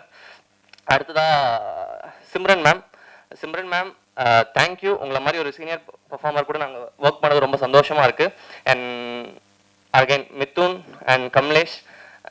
So உங்க ரெண்டு பேரோட பெர்ஃபார்மன்ஸ் பார்த்து நான் சீரியஸாகவே பயங்கரமா மிரண்டு போயிட்டேன். அண்ட் ஒரு முக்கியமான படத்துல ஒரு முக்கியமான போர்ஷன் வரும், ஒரு 15 நிமிஷத்துக்கு ஒரு போர்ஷன் வரும். அந்த இடத்துல மிதுன் பயங்கரமா இருந்துச்சு. சசி சார் கூட போட்டு நடிச்ச ஒரு மொமெண்ட் அது சூப்பரா இருந்துச்சு. அண்ட் அகைன் நெக்ஸ்ட் சாரி என்னோட டீம் மட்டும் நான் டக்குன்னு கூப்பிட்டுக்கிறேன். என்னோட டைரக்ஷன் டீம் மட்டும் கொஞ்சம் இங்க வந்துருங்களா. இவங்க எல்லாரும் தான் என்னோட டைரக்ஷன் டீம். எனக்கு நான் பொதுவாக சொல்லுவாங்க அசிஸ்டன்ட் டைரக்டர்ஸ் வந்து டைரக்டர்கிட்ட லேர்ன் பண்ணிப்பாங்கன்னு. நான் ஒரு டைரக்டரா என்னோட அசிஸ்டன்ட் டைரக்டர்ஸ் கிட்ட நான் நிறைய விஷயம் லேர்ன் பண்ணிக்கிட்டேன். எனக்கு வந்து சில தெரியாத விஷயத்தெல்லாம் நான் அவங்ககிட்ட நிறைய கற்றுக்கிட்டு இருக்கேன். ஒருத்தருமே பயங்கர டேலண்டடான பர்சன். எனக்கு வந்து 100% நம்பிக்கை இருக்கு, இவங்க எல்லாருமே ரொம்ப ரொம்ப நல்ல படங்கள் பண்ணுவாங்க. அண்ட் இந்த ஆப்பர்ச்சுனிட்டி கொடுத்ததுக்கு ரொம்ப ரொம்ப நன்றி. தேங்க்யூ. எல்லாரையும் கவர் பண்ணிட்டேன்னு நினைக்கிறேன். நான் மிஸ் பண்ணியிருந்தா அடுத்த ஈவெண்ட்ல கண்டிப்பா இது பண்ணிடுறேன். Thank you so much. வந்திருக்கும் அனைவருக்கும் என்னுடைய பணிவான வணக்கங்கள். இது வந்து 3வது முறை $1 மில்லியன் ப்ரொடக்ஷன்ஸ் அண்ட் எம்ஆர்பி அவங்களோட அசோசியேட் பண்ணுறது. நான் ஒரு இன்டர்வியூவில் சொன்னேன், நேற்று தான் வந்து யுவராஜையும் மகேஷ் அவர்களையும் மீட் பண்ண ஒரு ஞாபகம். நேற்று தான் லிட்டரலி நேற்று மீட் பண்ண மாதிரி இருக்குது. ஆனால் வந்து அதுக்குள்ளே 3வது படம் பண்ணி முடிச்சிட்டோம். அதுக்குள்ளே நிறைய அதாவது ஒரு கிரியேட்டிவிட்டி ரிலேட்டடாக நிறைய ஒரு பெரிய ட்ராவல், சினிமா எப்படி இருக்கணும், எந்த மாதிரி படங்கள் வரணும், ஒரு ரொம்ப லாங் ஜேர்னி மாதிரி தோணுது. பட் ரொம்ப ஷார்ட் டைமில் நடந்த மாதிரி இருக்குது. முதல்ல நான் ரொம்ப ரொம்ப தேங்க் பண்ணிக்கிறேன் யுவராஜ் அண்ட் மகேஷ் 2 பேருக்குமே. இந்த அற்புதமான ஜேர்னியில் வந்து என்னை தவிர்க்காமல் என்னையும் கூட கூட்டிகிட்டு போகிறதுக்கு நான் ரொம்ப ரொம்ப நன்றி கடன் பட்டிருக்கேன். நான் வந்து இந்த துறைக்கு மியூசிக் போட வந்தது வந்து எல்லாரும் கேட்பாங்க என்ன பண்ணணும்னு நினைக்கிறீங்க, ஏன்னா எல்லாருமே வந்து எப்போ நம்பர் 1 ஆக போறீங்க அந்த மாதிரி ஒன்று கேட்பாங்க. பட் நான் வந்து அந்த மாதிரி எந்த நோக்கத்தோடையுமே வரல. ஒரு நல்ல படைப்புகளை பண்ணி அதை வந்து நம்ம பகிரும்பொழுது அந்த நம்ம அது மூலமா பண்ற ஒரு நல்லது வந்து ரொம்ப சஸ்டைனபிளா இருக்கும். ஏன்னா வந்து இப்போ நம்ம ஒரு உயரத்துக்கு போறோம் அப்படின்னா ஒரே நாள்ல அந்த உயரத்துக்கு போயிட்டு அதுல நிறைய ரிஸ்க் இருக்கு. ஏன்னா நம்ம திடீர்னு ஒரு உயரத்துல தூக்கி வச்சிடுறாங்க, அதுக்கப்புறம் அந்த உயரத்தை வச்சுக்கிட்டு என்ன பண்றது அப்படிங்கிறதுக்கு 10,000 பேர் 10,000 விஷயம் சொல்லுவாங்க. ஆனா வந்து அந்த நோக்கமே நம்மளுக்கு கிளியரா இருக்காது. ஏன்னா அதுக்கப்புறமா அந்த நம்ம போன அந்த உயரத்தை அதை காப்பாத்துறதுக்கே நம்மளுடைய வாழ்க்கை சரியா போயிடுது. அதுல நம்ம பண்றது சரியா, இசை சமூகத்துல என்ன செய்யணும், ஜனங்களுக்கு எப்படி பயன்படணும், இந்த மாதிரி விஷயங்கள்லாம் வந்து நம்ம யோசிக்கிறது இல்லை. அந்த ஒரு ரீதியில பார்க்கும்போது நான் இந்த சினிமா ஜேர்னில இது வரைக்கும் நான் ஒர்க் பண்ண எல்லா டைரக்டர்ஸ், எல்லா ப்ரொடியூசர்ஸ் எல்லாருக்குமே ஒரு தேங்க்ஸ் சொல்லிக்கிறேன் இந்த இடத்துல. நல்ல நல்ல படைப்புகளை, நல்ல படங்கள்ல வந்து என்னை பணிபுரியறதுக்கு ஒரு வாய்ப்பு கொடுத்ததுக்கு எல்லாருக்கும் நன்றி சொல்லிக்கிறேன். டூரிஸ்ட் ஃபேமிலி இந்த படம் ஆரம்பிக்கும் பொழுது விஜய் தான் வந்து என்னுடைய ஆளுநாள், இந்த படத்தோட கிரியேட்டிவ் ப்ரொடியூசர் விஜய். ஸோ அவரும் ஒரு முக்கியமான காரணம். நான் இன்னைக்கு வந்து நான் என்னெல்லாம் சாதிச்சிருக்கேன்னு நான் நினைக்கிறேனோ அது எல்லாத்துக்குமே வந்து அதில் ஒரு அப்சல்யூட்லி ஒரு 50% பங்கு அவருக்கு போகும். ஏன்னா என்னை சுற்றி எல்லாருமே நல்லா வெல்விஷஸ் தான். சம்டைம்ஸ் எனக்குன்னு சில ஆம்பிஷன்ஸ்லாம் இருக்கும். பட் என்னை வந்து எல்லாரும் நம்ம பேர், நம்ம ஒர்க் எல்லாருக்கும் தெரிகிற மாதிரி பண்ணுறதுல ஒரு முக்கியமான ஒரு தூண் யுவராஜ் மாதிரி. ஸோ இந்த படம் ஆரம்பிக்கும் போது அவர் சொன்னார், இந்த மாதிரி ஒரு கதை இருக்கு, நீங்கள் கேட்டு பாருங்க அப்படின்னு. நான் பொதுவாக நரேஷன்ஸ் கேட்கறது தவிர்த்துருவேன். அவர் சசி சார்ட்ட நரேட் பண்ணாருன்னு சொன்னார் இல்லையா, அது எனக்கு ரிவர்ஸாக நடக்கும். ஏன்னா சில டேரக்டர்ஸ் வந்து நடிச்சு காட்டுறேன் அப்படி இப்படின்னு சொல்லி பயங்கர மாயாஜலமா ஒன்று பண்ணிட்டு போயிடுவாங்க. அதுக்கப்புறம் அது படத்தில் அந்த மாதிரி இல்லைன்னா ஒரு மாதிரி கொஞ்சம் இதுவாகும். அந்த மாதிரி ஒரு 2-3 இன்ஸ்டன்ஸ் நடந்ததுனால சரி நீங்கள் ஸ்கிரிப்டை கொடுத்துருங்கன்னா அட்லீஸ்ட் லிட்ரேச்சர் லெவலில் எனக்கு தெரியும் இல்லையா, படத்தோட ஃபார்மேஷன் எப்படி இருக்கு, அதோட போக்கு எப்படி இருக்கு, கதையோடைய அந்த ரேஷியோ எல்லாமே கரெக்டாக இருக்கா, இசைக்கு முதல்ல இடம் இருக்கா. ஏன்னா சில படம் பார்த்தீங்கன்னா கம்ப்ளீட்டாக டைலாகாக இருக்கும், நம்ம என்னதான் தலைகீழ நின்னாலும் அங்கே மியூசிக் போடவே இடம் இருக்காது. இந்த பவர் பாண்டி படம் பண்ணும்பொழுது அந்த படத்தோட எடிட்டர் வந்து என்னை நம்பி நிறைய இடம் எம்டியாக விட்டுருந்ததுனால அந்த சில பீசஸை வந்து நம்ம இது பண்ண முடிஞ்சுது. ஏன்னா வந்து கதாபாத்திரங்களோட எண்ண ஓட்டங்கள்லாம் வந்து இசை வந்து ரொம்ப ஈஸியாக சொல்லிடும் ஒரு டைலாக்ல சொல்றதை விட. ஸோ அப்படியெல்லாம் இருக்குமே அப்படின்னு சொல்லிட்டு, இல்லை நான் அபியை கூட மீட் பண்ணேன் ஒரு வாட்டி. மீட் பண்ணிட்டு ஃபர்ஸ்ட் டைம் நரேட் பண்ண ஆரம்பிக்க முன்னாடி ஏதோ பேசணும். அப்படி இல்லை நீங்கள் ஸ்கிரிப்ட் கொடுத்துருங்க நம்ம படிச்சுக்கலாம் அப்படின்னு சொல்லிட்டு நான் அனுப்பிச்சு விட்டேன். அதுக்கப்புறம் வந்து இன்னொரு வாட்டி இல்லை இந்த நரேஷன் நீங்கள் கேளுங்க, இது நரேஷனாக கேட்டால் உங்களுக்கு அந்த எஃபெக்ட் கிடைக்கும் அப்படின்னானே. அப்போ ஏன்னு புரிஞ்சுது. அவர் வந்து ஒரு 2 மணி நேரம் நரேட் பண்ணார். நரேட் பண்ணும்பொழுது எனக்கு உண்மையிலேயே ஒரு முழு படம் அந்த மியூசிக்கோட எல்லா ஒரு இதோடையும் ஃபுல்லாக ஒரு கம்ப்ளீட்டான ஒரு காப்பி பார்த்த ஒரு ஃபீலிங்கே எனக்கு நரேஷன்லேருந்து கிடச்சிது. ஒவ்வொரு கேரக்டர் மாதிரியும் மாற்றி மாற்றி பண்ணும்பொழுது அதே மாதிரி முகபாவனைகள் எல்லாமே டிஃப்ரெண்ட்டாக பண்ணி காமிச்சாரு. எனக்கு ரொம்ப யாருக்கும் அந்த பையன், ஏன்னா அப்புறம் தான் நான் வயசு கேட்டேன். முதல்ல எனக்கு தெரியல, ஏன்னா இப்போ ஆளை பார்த்து வயசுலாம் சொல்ல முடியாது இப்போ. அதனால வந்து ரொம்ப யங்கா இருக்காரு, என்ன வயசு இருக்கும், ஒரு 30 வயசு இருக்குமான்னு. இல்லை அவர் ஜஸ்ட் 24 இயர்ஸ் ஓல்டு அப்படின்னாங்க. ரொம்ப ஆச்சரியமா இருந்தது. ஏன்னா இந்த படத்துல சொல்லியிருக்கிற விஷயம் அந்த மாதிரி.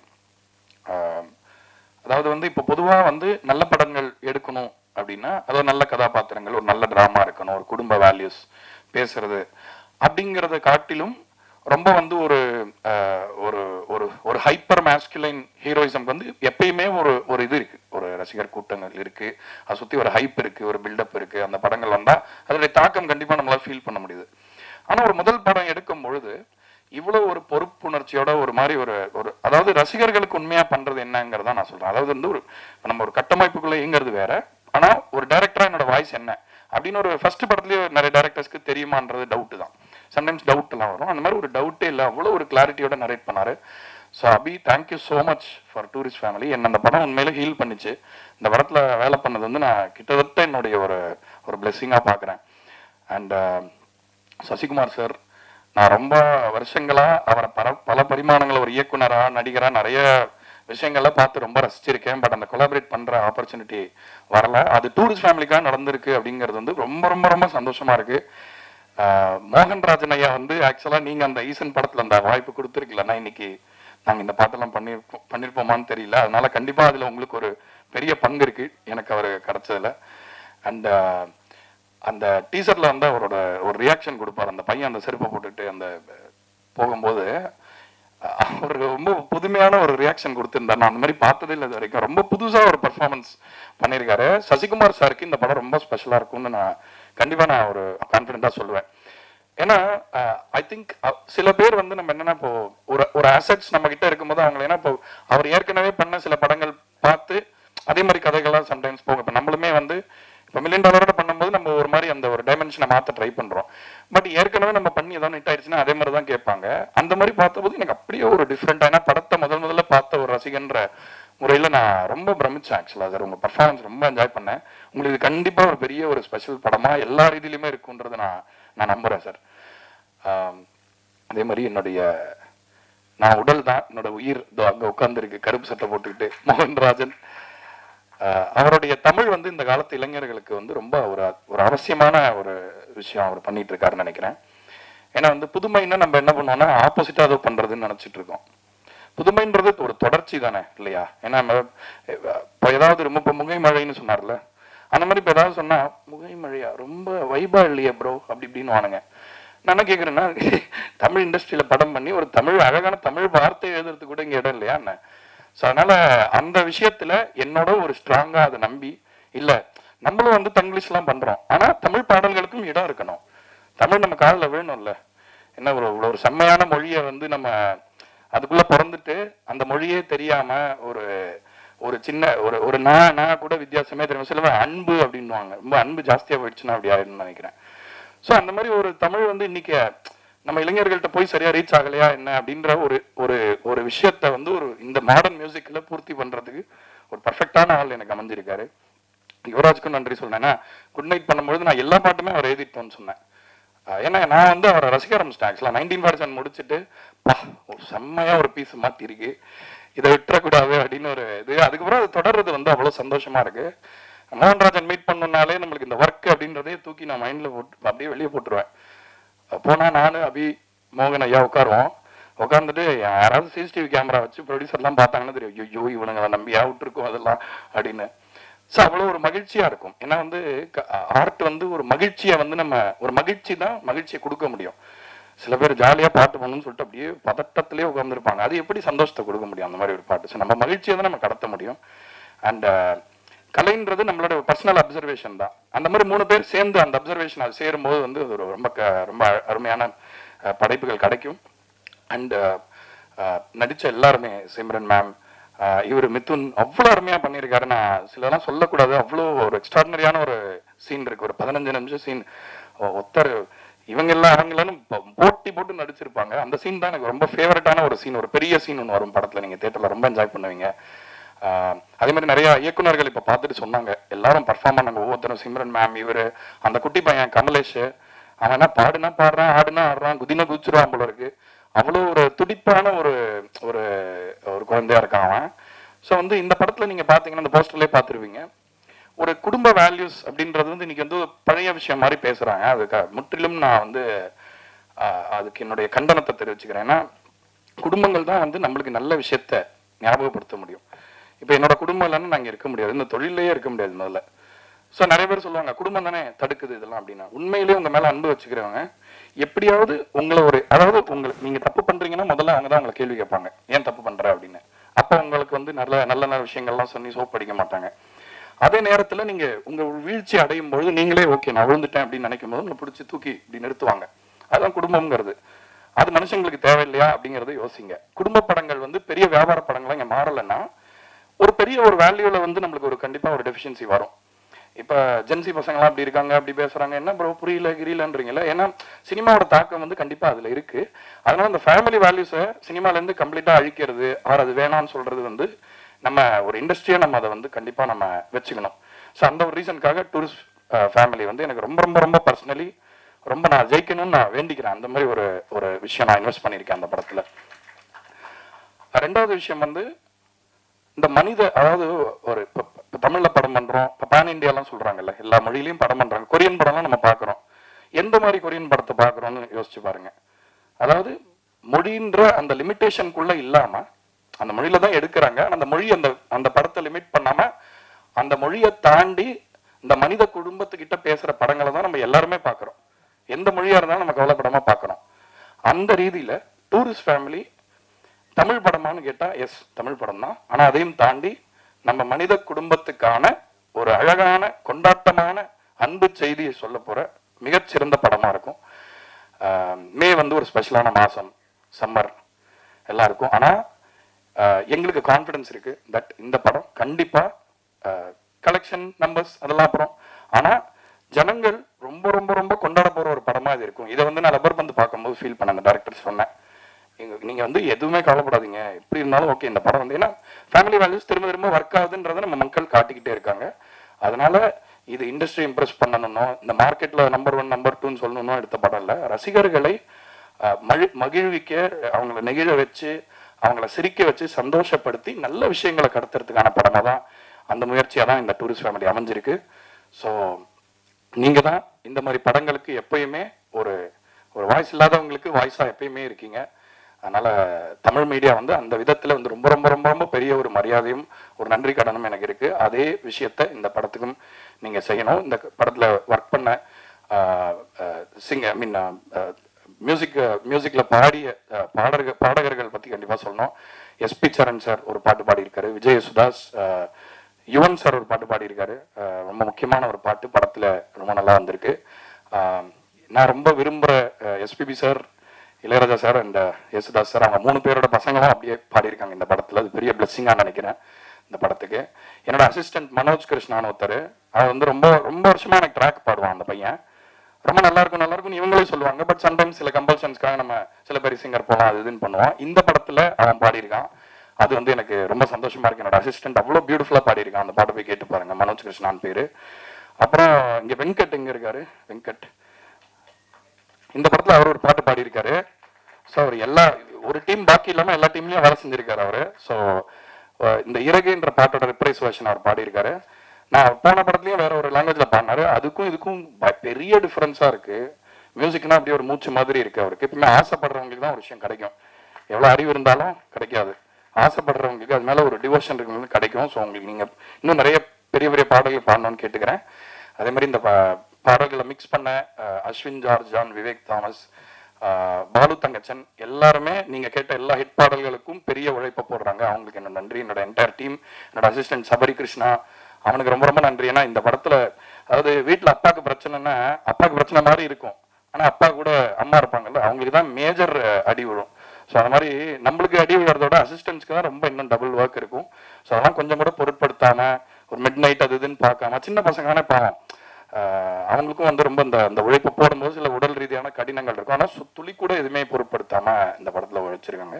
இது எல்லாமே எதனால் அப்படின்னா, அபிஷன்ற ஒரு டைரக்டர் டூரிஸ்ட் ஃபேமிலின்ற ஒரு படத்தை எடுத்துகிட்டு வந்ததுனால தான். அந்த படத்துக்கான ஏன்னா ஒரு படம் எல்லா படமும் பண்ணுறாங்க, ஒரே பேஷனோட எல்லா படத்துக்கும் கொடுப்பாங்கன்னு சொல்ல முடியாது. இந்த படம் அதை அதை டிசர்வ் பண்ணுது அப்படிங்கிறதுனால ஆசையாக ரொம்ப லவ் பண்ணி இந்த படத்தை பண்ணியிருக்கோம். இந்த படத்தை முடிஞ்ச வரைக்கும் பெரிய வியாபார ரீதியான வெற்றி கிடைக்கும் அப்படின்னு நான் நம்புறேன். நீங்க பார்த்துட்டு அதுக்கு தகுதியான படமா இருந்தா இந்த நம்பர் கேம், இந்த நம்பர்ல இருக்கிற லாஜிக், இது இவ்வளவுதான் கலெக்ட் பண்ணோம், அதை அவ்வளவுதான் கலெக்ட் பண்ணோன்றதெல்லாம் உடச்சி ஒரு புது சரித்திரம் நாங்க படைக்கிறதுக்கு நீங்க உறுதுணையா இருக்கணும்னு கேட்டுக்கிட்டு நன்றி சொல்லிக்கிறேன். வணக்கம். எல்லோருக்கும் வணக்கம். நாங்கள் ஸ்டேஜ் ஏறும்போது சீக்கிரம் முடிஞ்சிடும், எல்லாம் கொஞ்சம் கொஞ்சமாக தான் பேசுவாங்கன்னு நினச்சேன். நான் நினச்சது ஏன்னா இவங்க ஷூட்டிங்கில் அவ்வளோவா பேச மாட்டாங்க, ஒர்க்கில் அவ்வளோவா பேச மாட்டாங்க. ஆனால் இவ்வளோ நேரம் பேசுவாங்க. எனக்கே என்னடா நம்ம கொஞ்சமாக தான் பேசுவோம் போலுக்கு, நிறையா பேசுகிறோம் போலுக்கு அப்படின்றத பார்க்கும்போது ஒவ்வொருத்தருக்கும் எனக்கே ஆச்சரியமாக இருந்தது. அவ்வளோ நல்லா பேசினாங்க. அவங்க பேசுகிற காரணம் என்னென்னா, இங்கே தான் நன்றி அவங்க சொல்ல முடியும், வேறு எங்கேயும் அவங்க நன்றி சொல்ல முடியாது. அது ஒன்று இருக்குது. ஒவ்வொருத்தவங்களும் வேறு எங்கே அவங்க தனியாக பார்த்து அவங்க நன்றி நன்றின்னு சொல்ல முடியாது. அந்த நன்றி மறக்காமல் இருக்கணும் அப்படின்றதுக்காக தான் இங்கே ஒவ்வொருத்தவங்க அந்த நன்றியை தெரிவிச்சுக்கிறாங்க. அப்படி தான் நம்ம பார்க்கணும். அந்த நன்றி வெற்றி பெற்ற பிறகும் அந்த நன்றியை நீ உன் தயாரிப்பாளருக்கு காமிக்கணும்னு நான் அந்த டைரக்டருக்கு நான் ஒரு அட்வைஸாக அதை சொல்லிக்கிறேன். அதுதான் நன்றி. நீ அது முடிஞ்ச பிறகு நீ என்ன நன்றி செலுத்துறியோ அதுதான். எல்லாம் படத்தை பற்றி சொன்னாங்க, இப்படி வரும் அப்படி வரும்ன்ற ஒரு விஷயம் சொன்னாங்க. நல்லா இருக்குது. அதெல்லாம் நம்பிக்கை தான், எல்லாருக்கும் இருக்கிற நம்பிக்கையில் தான் அவங்களும் அந்த நம்பிக்கையில், ப்ரொடியூசர் அந்த நம்பிக்கையை வச்சுருந்தார். அந்த நம்பிக்கை நிறைவேற்றிய டைரக்டருக்கு அவ்வளோ வாழ்த்து சொல்லும்போது இன்னும் சந்தோஷமாக இருக்குது. என்ன நினச்சி ஒரு ப்ரொடியூசர் தான் ஒரு படத்தை பார்த்துட்டு இது நல்லா இருக்குது எனக்கு திருப்தின்னு சொல்லணும். அது ஒரு 100% சொன்னது எனக்கு சந்தோஷமாக இருக்குது. இருந்தாலும் நல்லா எழுதிட்டோம் அப்படின்னு ஒன்று இருக்கும்ல, நல்லா எழுதியிருக்கோம்டா சப்ஜெக்டு, ஆனால் என்ன ரிசல்ட் வருதுன்னு ஒரு பயம் இருக்கும். அந்த பயத்தோடு இருக்க மாணவனாக மே 1 அந்த ரிசல்ட்டுக்காக மக்களும் நீங்களும் கொடுக்க போகிற அந்த ரிசல்ட்டுக்காக காத்துக்கிட்டு இருக்கோம். அதுதான் நான் காத்துட்ருக்கேன். ஏன்னா எங்கள் படத்தை பற்றி நீங்கள் தான் பேசணும். நாங்கள் இங்கே படம் இப்படி பண்ணிட்டோம் அப்படின்னு சொல்கிறத விட நீங்கள் நல்லா இருக்கும், நீங்கள் தான் எல்லாருமே சொல்லணும். மக்களும் ப்ரெஸ் எல்லாமே நீங்கள் சொல்லணும். எனக்கு இந்த படம் அவர் சொன்னார் ஃபுல்லாக அபி 24 வயசு பையன் வந்து சொல்லும்போது இங்கே வயசு முக்கியம் இல்லை, நல்ல கதை நல்ல விஷயம்தான் முக்கியம். அதை யுவராஜ் அந்த டீம் பார்க்கல. ஏன்னா அவங்க ஒரு ப்ரொடக்ஷன் ஃபஸ்ட்டு வந்து என்கிட்ட சொல்லும்போது 2 நண்பர்கள், அந்த 2 பேரும் நண்பர்கள், அற்புதமான நண்பர்கள்.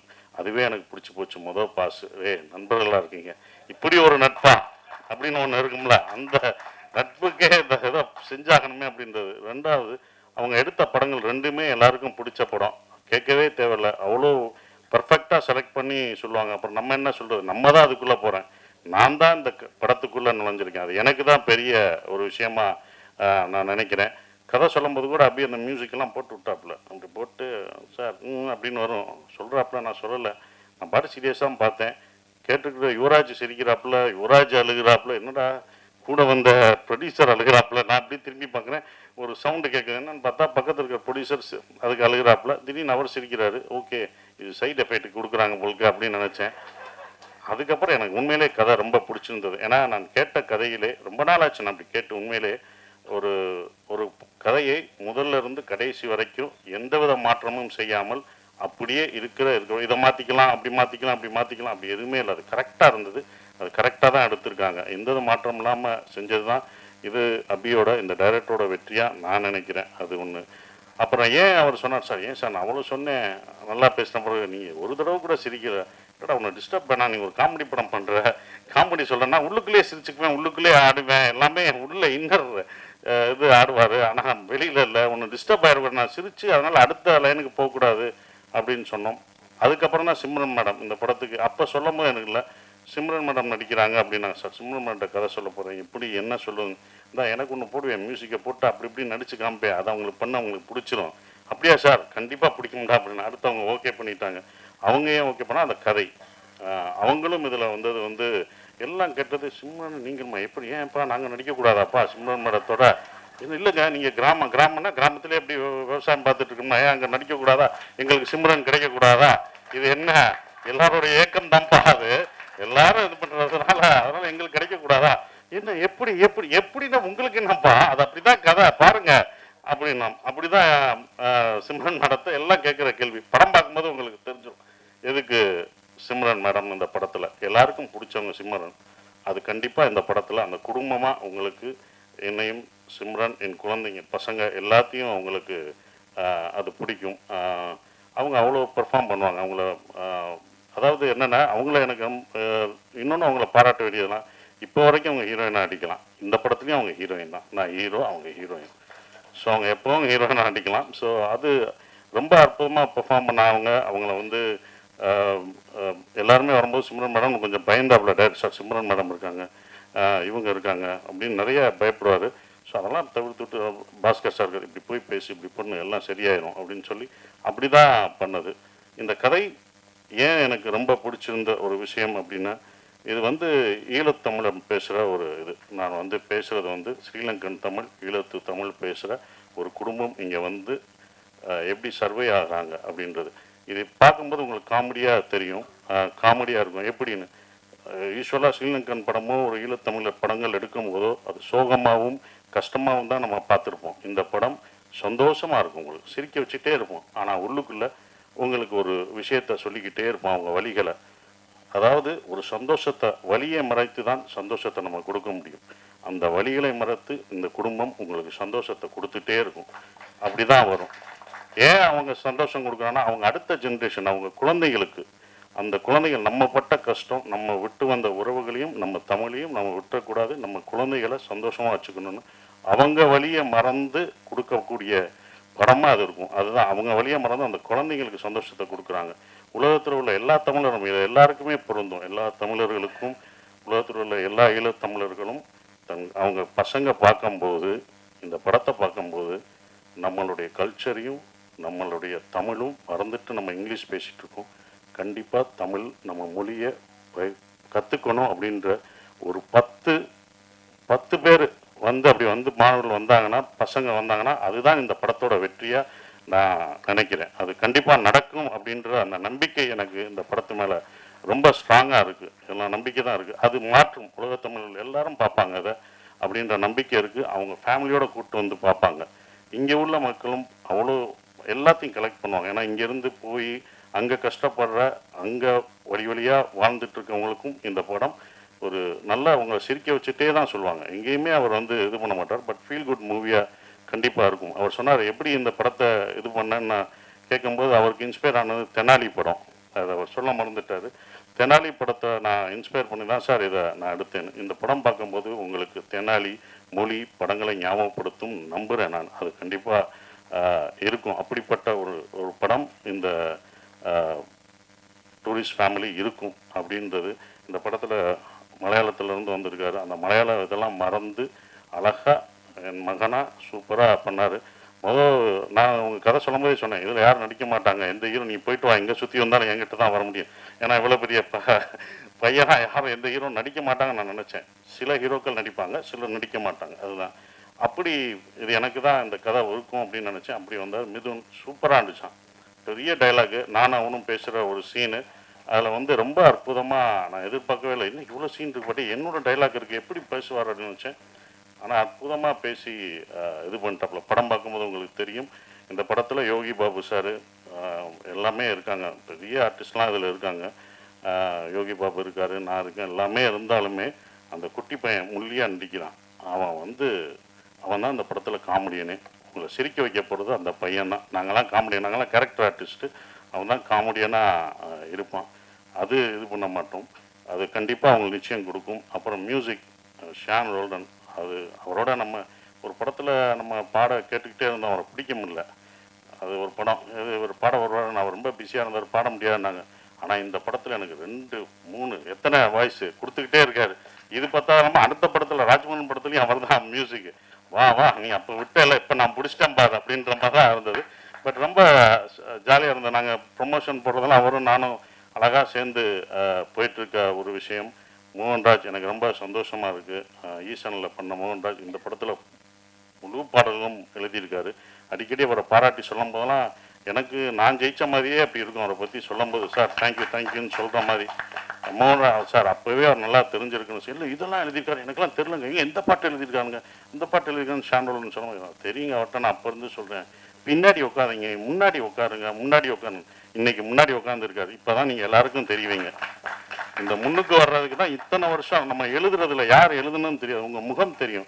இப்போ உள்ள கவிஞர்கள்லாம் ஒரு பாட்டு எழுதிட்டு முகத்தை அப்படியே காமிச்சுக்கிறாங்க, ஆடுறாங்க. அதனால தான் இந்த படத்தில் ஆட விட்டுருக்கோம். அவரை வாங்க ஆடுங்க, அப்படியே இருட்டுக்குள்ளே போகிறாரு. ஏற்கனவே முகம் தெரியலன்னா இங்கே ஆட வைக்கணும் அப்படின்னு சொல்லிட்டு இருட்டில் தான் ஆடிடுவார். அப்பயும் கூப்பிட்டு வந்து இந்த படத்தில் ஆட வச்சுருக்கோம். ஸோ அவ்வளோ சிறப்பாக இந்த பாடல்கள் எழுதியிருக்காரு. ஆனால் ஒன்று சொல்லுவார் அடிக்கடி, எனக்கு ரொம்ப பிடிச்சிருந்த வரிகள்லாம் நிறைய எழுதியிருக்காரு. அந்த வரிகள் எனக்கு ரொம்ப பிடிச்சிருக்கு. சந்தோஷமாக நீங்கள் கேட்கும்போது ரொம்ப ஃபாஸ்ட் பீட்டாக இருக்கும். ஆனால் உள்ளுக்குள்ளே எப்படி வலிகள், சந்தோஷமான பீட்டை கேட்டாலும் வலிகள் இருக்கும். அப்படி தான் இந்த படம் இருக்கும். சந்தோஷமாக இருப்பீங்க. உள்ள அவங்களோட கஷ்டங்கள், சந்தோஷமான இந்த ஹாப்பி டேஸ்னுவாங்கல்ல, ஹாப்பி லைஃப், அந்த மாதிரி லைஃப் இஸ் பியூட்டிஃபுல். அன்பை போதிக்க போது இந்த படம். வெளியில் வரும்போது நீங்கள் அன்போடு வந்தாலே அதுவே எங்களுக்கு வெற்றின்னு நினைக்கிறோம். அஃப்கோர்ஸ் இவங்க எடுக்கிறாங்க இந்த படம் இன்னொன்றும் பர்சனலாக ஜெயிக்கணும். ஏன்னா அவங்க எடுத்த 2 படத்தோட இதோட ப்ரொடக்ஷன் காஸ்ட் ரொம்ப ஜாஸ்தியாக இருந்தது. நானே இப்போ என்னப்பா இவ்வளோ செலவழிக்கிறீங்க வேணாம்ப்பா அப்படின்னா, இல்லை சார் இந்த படத்து மேலே எனக்கு நம்பிக்கை இருக்குது, இதை நல்லா பண்ணும் சார் இவங்கெல்லாம் வரணும் அப்படின்னு சொல்லி அவங்க பண்ணது மறக்க முடியாத ஒன்று. அவங்களுடைய நம்பிக்கைக்கு இந்த படம் வெற்றி பெற்று அவங்களுக்கு என்ன செலவழிச்சாங்களோ அந்த காசு கொடுத்துட்டாலே எனக்கு ரொம்ப ஒரு ப்ரொடியூசராக நான் சந்தோஷப்படுவேன். அது வரணும், அப்போ தான் அது நல்லா இருக்கும்னு நான் நினைக்கிறேன். மற்றபடி இதை நீங்கள் தேட்டரில் May 1 படம் ரிலீஸ் ஆகுது, நீங்கள் பாருங்கள். நானும் உங்களோட சேர்ந்து அதை ரசித்து பார்க்குறேன். மறந்துடாதீங்க, நீங்கள் தான் உங்களோட ஆதரவை தரணும். May 1 மறந்தாமல் பாருங்கள். தேங்க்யூ. போலீஸ்ல இருந்து தப்பிச்சு வந்த மாதிரி இருக்காங்க. கேட்கல சார்? போலீஸ்ல இருந்து தப்பிச்சு வந்த மாதிரி கதை எழுதியிருக்கீங்களான்னு கேட்டேன் சார். அது நீங்கள் படத்தில் அதுக்கான காரணம் கரெக்டாக கொடுத்துருக்கோம். நீங்கள் அதை படத்தில் என்னென்ன இப்போ சொன்னேன்னா அது ரிவீல் ஆகிடும். அது படத்தில் உங்களுக்கு அது ஜஸ்டிஃபை ஆகிடும் அந்த படத்தில். சசி சார், நீங்கள் சிம்ரனை பற்றி சொன்னீங்க, நான் ஏன் சிம்ரன் கூட நடிக்கக்கூடாது அப்படின்னு. அவங்களும் உங்கள் கூட நடிக்க ஒத்துக்கிட்டாங்க. கதை நல்ல இது. நீங்கள் அவங்கள்ட்ட பார்த்த வியந்த விஷயம் என்ன விஷயம்? அது ரொம்ப சொன்ன மாதிரி கொஞ்சம் ஒரு ஏஜ்டாகவும் நடிச்சிருக்காங்க. அதை பற்றி கொஞ்சம் சொல்லுங்கள். நீங்கள் சிம்ரன் ரசிகரா? எடுத்தோடனே எங்களை பற்றியெல்லாம் கேட்கல. நீங்கள் சிம்ரன் பாருங்கள், உங்களுக்கெல்லாம் சேர்த்து தான் நான் நடிச்சிருக்கேன். அதுதான் ஒன்று. அவங்களோட ஏன் உண்மை வர்றது ஓகே பிடிச்ச பர்ஃபெக்ஷன். அவங்க சூப்பர் பெர்ஃபார்மருங்க. அவங்க இப்போ வரைக்கும் ஹீரோயினாக நடிக்கிறாங்க. ஏன் அந்த பெர்ஃபார்மன்ஸ் தான்.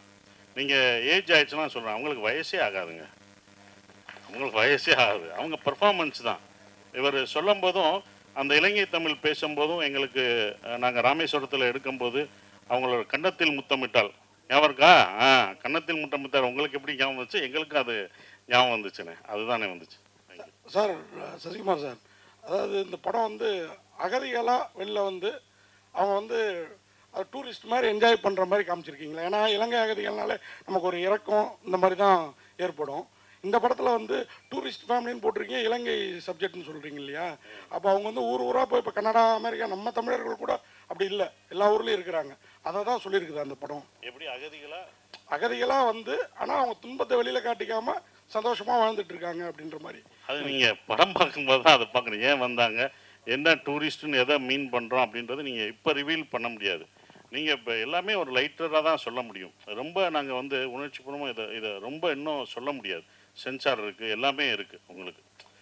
அதெல்லாம் அதனால தான் இதை வந்து ஒரு லைட்டராகவே அந்த படத்தை நாங்கள் சொல்லியிருக்கோம் சார். அதே மாதிரி இப்போ டூரிஸ்ட் ஃபேமிலி ரிலீஸ் ஆகுது. நேற்று டூரிசம் பிளேஸில் அவ்வளோ பெரிய மனித தாக்குதல் நடந்திருக்குது காஷ்மீரில். நீங்கள் வந்து எல்லா மதமும் சம்மதம் அப்படின்னு அயோத்தியில் கூட நடித்து ரொம்ப எல்லாருக்குமே பிடிச்சிருந்தது. இந்தமாரி சூழலில் இந்தமாரி டூரிஸ்ட் ஃபேமிலி படம் வெளியில் வர்றப்போ உங்களோட கருத்து, அதாவது இதுலேயும் அன்பை தான் வலியுறுத்துறோன்னு சொன்னீங்க. ஹியூமனிட்டி தாங்க எப்போதுமே அது முக்கியமான ஒரு விஷயம். நாங்கள் வந்து அதில் தான் நான் வந்து இந்த படத்துலையும் சொல்லியிருக்கோம், மனித இதில் தாக்கக்கூடாது, ஒவ்வொரு மனிதனும் யாராக இருந்தாலும் தாக்கக்கூடாது, தவறான ஒரு விஷயம். ஹியூமனிட்டி ரொம்ப முக்கியம். இதில் அன்பை போதிக்குது. இதெல்லாம் பார்க்கும்போது கொஞ்சம் மாறுவாங்கன்ற ஒரு நம்பிக்கை தான், அவ்வளோதான். சத்யனா சார் வந்துட்டியா? வா. இல்லை, கொஞ்ச நாள் முன்னாடி தக் லைஃப் ஆடியோ லான்ச் நடந்தது. அதில் பார்த்தீங்கன்னா உலகநாயகன் வந்து ஹிந்திலாம் பேச வரல, பொலிட்டிக்கல் ஆகிடும் அப்படின்னு சொல்லிட்டு இங்கிலீஷில் பேசணும்னு சொன்னார். ஆனால் இப்போ நீங்கள் சொன்னீங்க ஆங்கிலத்தை விட தமிழை கற்றுக்கணும்னு சொல்கிறீங்க. நீ அங்கே வம்புழுக்காத, இங்கே வந்து இது வந்து டூரிஸ்ட் ஃபேமிலி. ஏன்னா இங்கே டூரிஸ்ட் ஃபேமிலியை பற்றி தான் பேசணும். நீ இப்படி தான் எல்லாத்துட்டையும் வாங்கி கட்டுற. உன்னை சிவராஜ்குமார் சாரும் ஒன்றை தானே கேட்டார். இவர் தானே அன்னைக்கு நான் கை தட்டினது நான் தான். அதுக்கப்புறம் வேற யாரோ சொன்னாங்களே, மொத்த கம்மி பரிசியா இங்க பாரு. இல்லம்மா, இது டூரிஸ்ட் ஃபேமிலி. டூரிஸ்ட் ஃபேமிலிக்கு தக்க லைஃப். இது என்னுடைய கருத்து, என் கருத்தை தான் நான் சொல்ல முடியும். இது என்னன்னா ஆங்கிலம் கற்றுக்கணும், ஆங்கிலம் கற்றுக்க வேணாம்னு சொல்ல. இப்போ நான் என்ன சொன்னேன்னா, அங்கே உள்ள மாணவர்கள் ஆங்கிலம் கற்றுக்கிட்டு இருக்காங்க, ஆனால் தமிழை மறந்துட்டாங்கன்னு சொல்கிறோம். அதுதான் கமல் சார் தலைவரும் அதை தான் சொன்னார். ஓகேங்களா? அப்போ அவரும் அதை தான் சொன்னார். ஆங்கிலம் நீங்கள் கற்றுக்கக்கூடாதுன்னு சொல்ல, ஆங்கிலம் கற்றுக்கோங்க, ஆனால் தமிழையும் உங்கள் கலாச்சாரத்தையும் கல்ச்சரையும் மறக்கக்கூடாது. மொழி தானங்க நம்மளை அடுத்து இழுத்துட்டு போக முடியும். நம்ம மொழி அழிஞ்சிருச்சுன்னா, ஏன்னா என் கூட வந்த ஒருத்தவர் அவர் பையனோட வந்தார். அந்த பையன் இங்கிலீஷ் மட்டும்தான் படிக்கிறான், பேசுகிறான். என்கிட்ட பேசிகிட்டே இருந்தால் அவன் எந்த தமிழ் படமும் பார்த்ததில்லை, ஒன்லி இங்கிலீஷ் மட்டும்தான் பேசிகிட்டு இருந்தான். அப்போ அவர் ஃபீல் பண்ணி சொன்னார், நாங்கள் எங்கள் எங்களோட நாட்டை விட்டு வந்துட்டோம், ஆனால் அவன் வந்து இதை தான் கதைச்சி கொண்டு இருக்கான் அப்படின்னு சொல்லிட்டு இருந்தார். இதை மட்டும் கதைச்சிட்டு இருக்கான், இங்கிலீஷ் மட்டும்தான் கதைச்சிதான், அடுத்த கல்ச்சர் தெரியலன்னு. அவங்க பார்க்கணும், அவங்களுக்கு ஆல்ரெடி ஆங்கிலம் தெரியுதில்ல, ஆனால் தமிழ் உன்னுடைய மொழியை கற்றுக்கோன்னு சொல்கிறதுக்கான ஒரு விஷயமா தான் நான் நினைக்கிறேன். சசியண்ணே, ஆனால் இங்கே தொடர்ச்சியாக வந்து ஏஜ்டாகவே நடிக்கிறீங்க. உங்கள் கதைக்கு வரவங்கள வந்து உங்களுக்கு ஏஜ் தான் கேட்குறாங்களா, இல்லை இதுக்கப்புறம் வந்து நீங்கள் ஹீரோஸாக இதை பண்ண போகிறீங்களா? ஆனால் ஏஜ்டுனா கமல் சார் அப்பயே இது பண்ணிட்டாரு. இது அப்பயே கமல் சார் படங்கள், கடல் மீன்கள்லாம் பார்த்துருக்கீங்களா? நான் பார்த்துருக்கேன். நாயகன் பார்த்தீங்களா? கடல் மீன் எல்லாமே அப்படி தான். ஏன்னா இப்போ எந்த நடிகரும் இந்த பையனை அப்பாவை நடிப்பாங்களா? நடிக்க மாட்டேன். நானும் நடிக்க மாட்டேன்னா இப்படி ஒரு படத்தை நான் மிஸ் பண்ணுறேன்னா? இந்த படத்தை நான் கொண்டு போகிறது ஒரு 5 பேர்.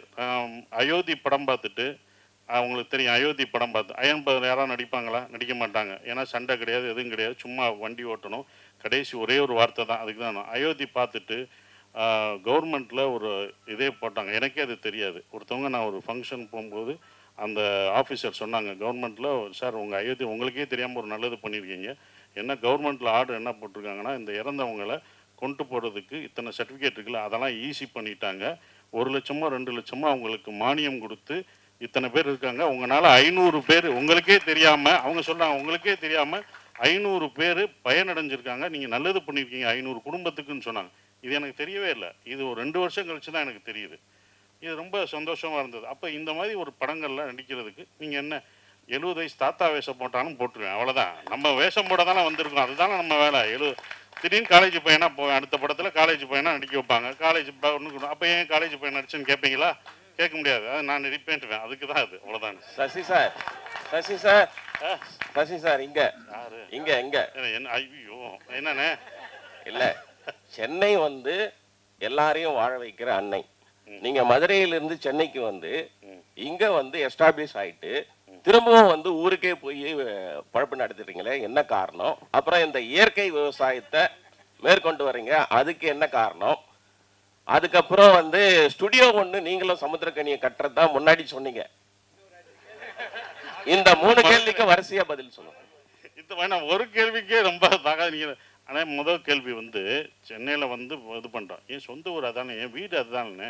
டெல்லிக்கு ராஜானாலும் பள்ளிக்கு பிள்ளை தானே, என் ஊருக்கு தானே நான் போக முடியும். ஸோ என்னுடைய ஊர் என்னுடைய இடம் அப்படின்றனால நான் அங்கே போயிட்டேன். அது விவசாயம் அங்கே இருக்குது, என்னுடைய குடும்பம்லாம் அங்கே இருக்கனால நான் அங்கே போயிட்டேன். வேறு ஒன்றும் இல்லை. இது இங்கே வந்துட்டோம் அங்கிட்டோம், என்ன இருந்தாலும் அங்கே தானே நான் போகணும் அப்படின்றதால அங்கே இருந்தோம். சென்னையில் அந்த நானும் சமுத்திரம் கரெக்டாக அவங்ககிட்ட சொன்னோம், ஒரு ஸ்டுடியோ கட்டணும், கண்டிப்பாக அது பண்ணுவோம். அதற்கான வேலைகள் ஒரு இடம் வந்து அது ஃப்யூச்சரில் நாங்கள் கட்டலாம்னு யோசிச்சுருக்கோம். அது பண்ணோம். ஏன்னா அங்கே வந்து எல்லா இதையும், ஏன்னா இப்போ நாங்கள் அங்கே போயிட்டோமே, இதையும் எடுத்துகிட்டு போயிட்டோம்னா எடிட்டிங்கு டப்பிங் எல்லாம் எடுத்துப்போம், ஈஸியாகிடும். அதுதான் அது பண்ணுறோம். சசி சார், இந்த படத்தில் ஒரே நிமிஷம் மணி சார், இந்த படத்தில் ரொம்ப முக்கியமாக ஒரு விஷயம் வச்சுருக்கீங்க. வல்வெட்டித்துறை அப்படின்னு ஊர்லேருந்து அந்த ஃபேமிலி வருது வச்சுருக்கீங்க. அந்த வல்வெட்டித்துறை எவ்வளோ வரலாற்று முக்கியத்துவம்னு எல்லாருக்கும் தெரியும். இந்த ஈழத்தமிழுடைய வழியை வேதனைகளை தமிழ் சினிமா சரியாக பதிவு பண்ணியிருக்குன்னு நினைக்கிங்களா? நாங்களாம் ஃபேஸ்புக்லேயோ சோசியல் மீடியாவில் ஏதாவது போட்டால் கூட பிளாக் பண்ணியிருந்தாங்க, அது பேர் போட முடியல, ஃபோட்டோ போட முடியல, அதுக்கான வாய்ப்பே இல்லை. அதை பற்றி என்ன நினைக்கிறீங்க சார்? பதிவு பண்ணலை சார், பண்ணவும் முடியாது சார். நீங்கள் ஃபேஸ்புக்கில் போட்ட லெட்டருக்கே இப்போ பிளாக் போடுறாங்கன்னா, படமாக நாங்கள் எடுத்தால் கட்டு தான் போடுவாங்க. ஸோ அப்போ அது முடியாது. ஏன்னா அதை இந்த மாதிரி படங்கள் மூலம் தான் கொஞ்சம் கொஞ்சமாக லைட்டர்வே எடுத்துகிட்டு தான் வர முடியும். நாங்கள் ரொம்ப ஸ்ட்ராங்காக அந்த இதை நீங்கள் சொல்கிற விஷயங்களை ரொம்ப வழியாக அதை சொன்னோம்னா அதை வந்து எடுத்துகிட்டு போனோம். அது சென்சார் இதுதான் ஆகும், சென்சார் கட் ஆகும். இது நம்ம இந்திய அரசாங்க சென்சார் இருக்குது, அந்த தணிக்கை குழு பண்ணுறபடி நம்ம இது பண்ணோம். ஸோ அப்போ அந்த மாதிரி படங்கள் எடுக்கும்போது அதை கட் பண்ணுவாங்க. அது ஒன்றும் பண்ண முடியாது, அது மாறினா தான் நாங்கள் எடுக்க முடியும். 2 கொஸ்டின்ஸ். ஒன்று வந்து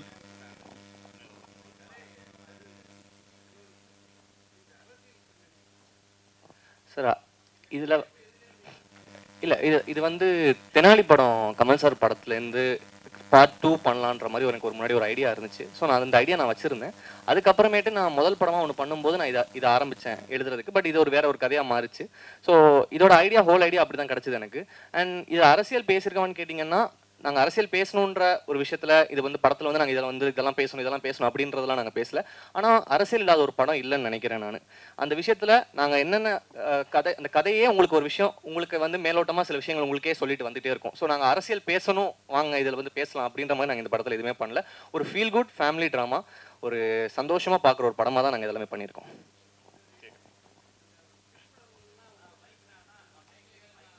இல்லை சார், நாங்கள் ரிசர்ச் பண்ணி அதனால தான் சொல்கிறேன். நாங்கள் வந்து இதில் வந்து ஒரு அரசியல் படமாகவே நாங்கள் அது பண்ணல. இது ஒரு குடும்பத்துக்குள்ளே நடக்கிற ஒரு கதை.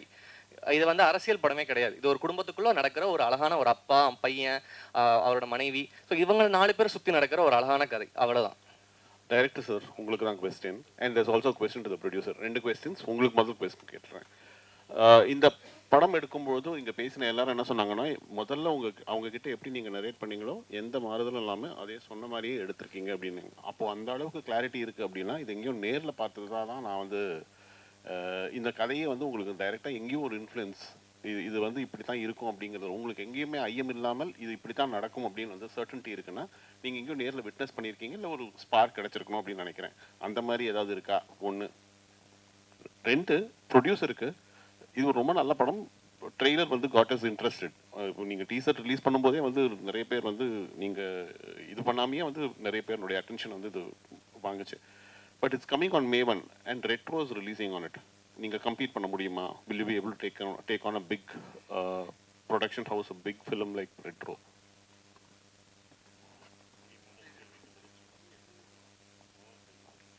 சார் முதல்ல விஷயம், இது உலகம் ஃபுல்லாக இது நடந்த ஒரு விஷயந்தான். இது வந்து ஒரு குடும்பத்தை பற்றின ஒரு கதை கிடையாது. இது உலகம் ஃபுல்லாக நடந்துகிட்டு இருக்க ஒரு விஷயந்தான். இன்ஃப்ளூயன்ஸாக எனக்கு நிறைய விஷயங்கள் இருக்குது. எனக்கு பர்சனலாகவே சில கனெக்ஷன்ஸ் இருக்குது. அண்ட் இன்னொரு விஷயம் என்னன்னு சாரி, அடுத்து என்ன கேட்டீங்க நீங்கள்? ஓகே. இல்லை சார், ஆக்சுவலி உங்களுக்கு தெரியும் இப்போ வந்து இல்லை சார், என்னென்னா இப்போ வந்து ஓடிடி இருக்கிறதுனால இப்போ நம்ம டிசைட் பண்ணுறதே இல்லை சார் டேட்ஸ் எல்லாம். இப்போ வந்து நார்மலாகவே இப்போ நம்ம ஒரு சர்டனான ஒரு கம்பெனிக்கு படம் கொடுத்துருக்கோம்னா அவங்களோட ஸ்லாட் இருக்கும். லைக் இப்போ அந்த ஒரு நிறுவனம் படத்தை வாங்கியிருக்காங்க, அந்த நிறுவனத்தை வந்து மே கடைசியில் இந்த படம் ஓடிடியில் வரணும், நாங்கள் அந்த மாதிரி தான் சைன் பண்ணி கொடுத்துருக்கோம். ஸோ அதனால் எங்களுக்கு வேறு வாய்ப்பு இல்லாமல் தான் சார் பண்ணுறோம். ஸோ வந்து காம்படேட் பண்ணுன்ற எண்ணங்களே இல்லை, ஏன்னா அது மிகப்பெரிய படம். ஸோ நாங்கள் ஒரு படம் பண்ணியிருக்கோம் சார். இதுதான், வேறு எந்த ஒரு காம்படிஷன்ன்ற ஸ்பேஸ்க்கே இடம் இல்லை சார். இது என்டையராக வந்து ஒரு வேறு வழி இல்லாமல் எங்களுக்கு இந்த டேட் தான் அவைலபிளாக இருக்குது. அதனால தான் சார் இந்த படத்தை நாங்கள் பண்ணுறோம் இந்த டேட்டில், வேறு எதுவும் இல்லை. அண்டு வந்து நீங்கள் இன்னொரு கேட்டிருந்தீங்க, இந்த படம் வந்து உண்மை அந்த மாதிரி இருக்கா சார்? நார்மலாகவே என்னென்னா எல்லாருமே வீட்டை விட்டு வரும்போதோ ஊரை விட்டு வரும்போதோ வந்த ஒரு இப்போ நான் ஒரு எக்கனாமிக்ஸ் கிரைசிஸ் ஸ்ரீலங்காவில் இருந்துச்சு, அந்த டைமில் ஒரு ஃபேமிலி அங்கேருந்து வெளில வரும்போதும் அங்கே அந்த குடும்பம் வந்து இங்கே என்ன ஃபேஸ் பண்ணுறாங்கன்ற சில விஷயங்களை பதிவு பண்ணியிருக்கோம். இப்போ அது வந்து ஸ்ரீலங்கா இல்லைனா கூட நீங்கள் ஒரு சொந்த ஊரை விட்டு வர ஒரு ஃபேமிலிக்குமே அது கனெக்ட் ஆகும் சார். நீங்கள் அந்த மாதிரி அரசியல் படுத்தப்படுறதுக்கான விஷயங்கள், ஒரு கான்ட்ரவர்ஷியலான விஷயங்கள் எதுவுமே நாங்கள் அட்ரஸ் பண்ணப்படல. இங்கேருந்து அங்கே போயிருக்காங்களா, இங்கேருந்து லண்டன் போயிருப்பாங்களா, அவங்களும் கனெக்ட் பண்ணோம். இங்கேருந்து தமிழ்நாட்டிலேருந்து இங்கேருந்து தமிழ் மக்கள்கள் அங்கே போய் லண்டன்லேயோ இல்லை சிங்கப்பூர் மலேசியாவில் இருப்பாங்களா, அவங்கள பற்றி இது போகணும். ஜென்ரலான ஒரு டாபிக் தான் அது. இந்த ஸ்ரீலங்கன் பேஸாக நாங்கள் வச்சுருக்கோம். அதுதான், அதுவும் ஸ்ரீலங்கன் தமிழில் பேசி நாங்கள் வச்சுருக்கோம். அந்த தமிழ் பேசுகிற போதும் அது ஒன்று இருக்குது. அது அந்த தமிழை வந்து எல்லாருக்கும் புரிகிற மாதிரியும் இருக்கணும். அது ஒன்று பேஸாக ஃபுல்லாக ஸ்ரீலங்கன் தமிழில் பேச வேணாம், அப்படி ட்ரை பண்ணோம். இல்லை அது ரொம்ப இங்கே உள்ளவங்களுக்கும் புரியணும் அப்படின்றதுக்காக தான் எல்லாருக்குமான படமாக இது இருக்கும். எல்லா குடும்பத்தில் உள்ள எல்லாருக்குமான படமாக இருக்கும். குடும்பத்தோடு பார்க்க வேண்டிய ஒரு படமாக இது கண்டிப்பாக இருக்கும். டைரக்டருக்கு ஒரு கொஸ்டின். ஆக்சுவலி இந்த ரெஃப்யூஜியா வர்றாங்க இல்லையா, ஸோ அவங்களால ரெஃப்யூஜியா வர்றவங்க வந்து ஈவன் அவங்களோட குழந்தை இங்கே பிறந்தா கூட அவங்களால ஆதார் ஐடி எடுக்க முடியாது. எத்தனை வருஷம் ஆனாலும் அவங்க இங்கே ரெஃப்யூஜியா மட்டும்தான் இருக்க முடியும். பட் இதில் அந்த படத்தில் வந்து ஆதார் ஐடி எடுக்கிற மாதிரி இருந்துச்சு. ஸோ இன்கேஸ் அது ஃபோர்ஜரியாவே இல்லை, அது படம் பார்க்கும்போது தான் தெரியும். அந்த மாதிரி எதுவும் நீங்கள் நினைக்கிற அந்த விளங்கமான விஷயம்லாம் நாங்கள் கரெக்டாக கவர்மெண்ட் சட்டத்திட்டப்படி தான் நாங்கள் இந்த படத்தை எடுத்திருக்கோம். இல்லாட்டி அவங்க கட் பண்ணியிருப்பாங்க. அது பண்ணியிருக்கோம். ஆனால் என்னோட பர்சனலாக ஒன்று இருக்குது, நான் சொல்கிறது, அது இவங்க சார்ந்ததில்லை. இந்த மாதிரி அகதிகளாக இங்கே இருக்கிறவங்களுக்கு இத்தனை வருடங்களாக இருக்காங்க, வேலைக்கு போகிறாங்க, எல்லாமே இருக்காங்க, அவங்களுக்கு உரிமை கொடுக்கலாம், குடியுரிமை கொடுக்கலாம்ன்றது என்னோட ஒரு விஷயம். இந்த படம் பார்த்துட்டு அப்படி ஒன்று நடந்துச்சா, நான் அயோத்தி பார்த்துட்டு ஒன்று நடந்துச்சுன்னு சொன்னேன் பார்த்தீங்களா, அது மாதிரி இந்த படம் பார்த்துட்டு அப்படி ஒன்று நடந்துச்சுன்னா, கவர்மெண்ட் அப்படி ஒன்று பண்ணுச்சுன்னா முதல் சந்தோஷப்படுறதும் நானாக தான் இருப்பேன். ஏன்னா வெளிநாடுகள்லாம் அவங்களுக்கு குடியுரிமை பெற்றுட்டாங்க, இங்கே அது நடந்துச்சுன்னா போதும். இது நான் நிறைய ஸ்டேஜ்லேயும் அவங்களுக்கான விழாவுக்கு போகும்போதும் நான் அதை சொல்லியிருக்கேன். ஸோ அந்த கருத்து கரெக்டாக வந்துச்சுன்னா சந்தோஷம் தான். டைரக்டர் சார், யாரோ ஒருத்தர் சிம்ரன் மேடம் ஏன் வரல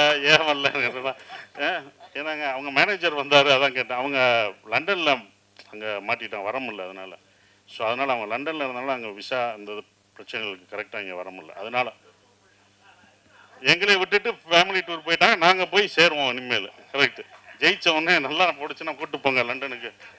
டைரக்டர் சார், லாஸ்ட் ஒன்று ட்ரெய்லரில் வந்து ஒரு புலி காட்டி ஒரு சின்ன சிம்பல் இருக்கும். புலிகள் பற்றியும் இந்த படம் பேசுமா? இல்லை சார், இது அதை பற்றி பேசுகிற படம் கிடையாது. இது நாங்கள் வேற ஒரு சில விஷயங்களுக்காக சில விஷயம் காட்சிப்பட்டோம். அது புலி இந்த இதில் தான் வச்சுருக்கோம். அந்த இதுதான் அது, அதை பற்றியெல்லாம் பேசாது. என்னென்னா அது சென்சார் கட்டு, அது நீங்கள் படத்தில் வராது. அது